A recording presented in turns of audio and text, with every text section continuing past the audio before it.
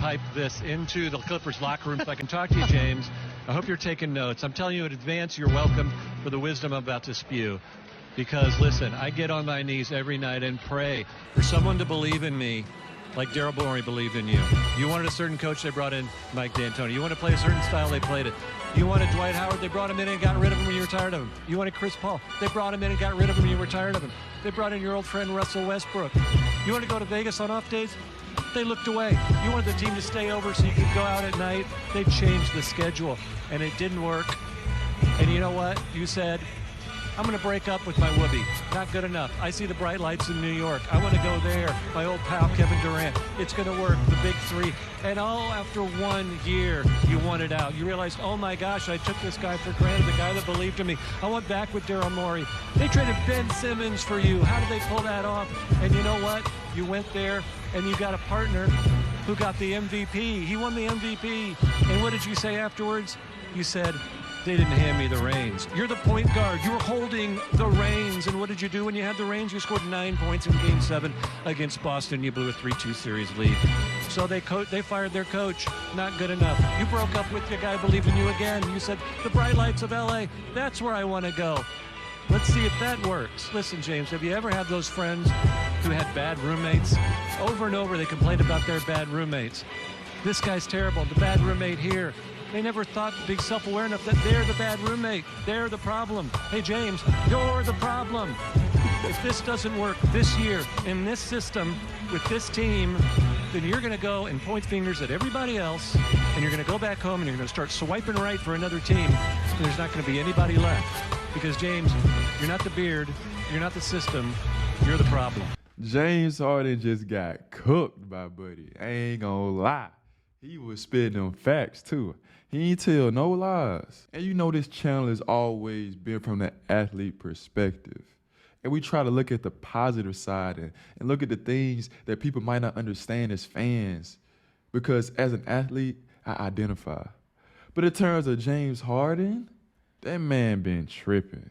James Harden, a lot like Russell Westbrook, a player that's done everything as an individual. MVP, scoring titles, All-Stars, All-NBAs, but he has yet to capture a championship. And I believe that you can have a great career and be a great player without winning an NBA championship. But with some of these dudes, they are the reason that their team doesn't win championships. James Harden always been known as a great offensive player, can score at all 3 levels, pass, and understands how to run an offense. He was the physical embodiment of Mike D'Antoni.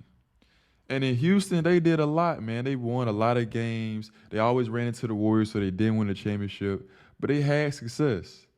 But James Harden, just like Mike D'Antoni, does not care about defense and does not always play hard. If you follow the NBA and you follow James Harden, you know that one thing about that man is he ain't playing no defense, and in the playoffs, he might be a no-show.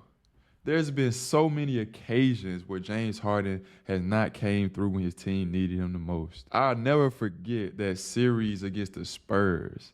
When I say that was disgusting and despicable, I was watching that game and watching the Spurs destroy the Rockets without Kawhi Leonard in an elimination game. That man, James Harden, was nowhere to be found. I got a list of performances for James Harden in elimination games. James Harden in 2015 against the Warriors, 2 for 11, 14 points, 5 assists, 12 turnovers.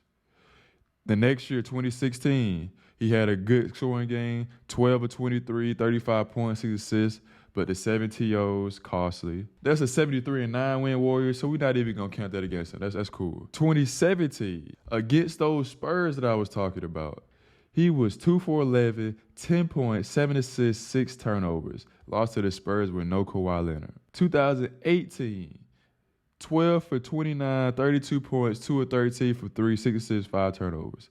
That was the year they missed all those threes.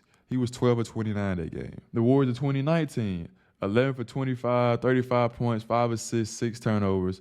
Lost to the Warriors without KD. Without KD. That was when Steph went to Houston in a Game 7 and sent them boys packing. They said in the locker room it was so quiet after that. 2020 against the Thunder, a game in which they actually won. But they were so close to losing. All they had to do was pass the ball to Steve Adams on the last play. I remember it so vividly. 4 for 15, 17 points, 1 of 9 for the 3, 9 assists, 4 turnovers. And this is not just the crap on James Harden because, like I said, I'm an athlete. I understand big games are tough. You have those shooting nights that the ball just won't go in the rim. But with him, it's always in those big games. And I've never really met a James Harden fan, like a true James Harden fan. And I think it's because it's hard for people to really claim James Harden because everybody knows that he's a choker.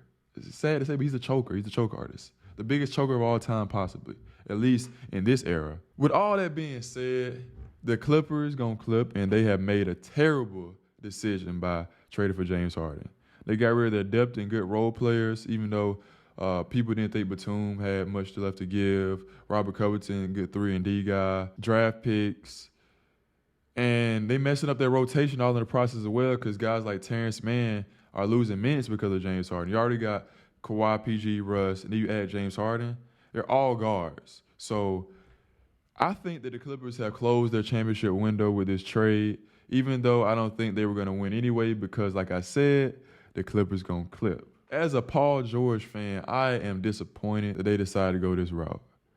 You want to get over the hump, but you add in an aging, past his prime superstar that also does not show up in big-time playoff games. It is what it is. I'm a Lakers fan, so I don't really care too much, but I had to say it. I've been wanting to say something about James Harden for a minute. And like I said, I'm not trying to bash people, but it's got to be said. Like the dude at the beginning of the show, it's got to be said. But I hope you guys enjoyed today's content. As always, I love giving it to you.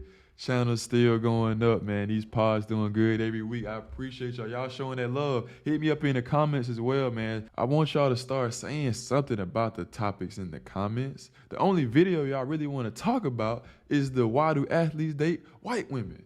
God, I did that 2 years ago. Can we talk about something else? Can we talk about basketball or football? Like something, man. Come on. As always, man, you know I'm coming back next week with more content. Next Sunday, we keeping it rolling, keep it going. More to the game, going to the top, to the top, to the top.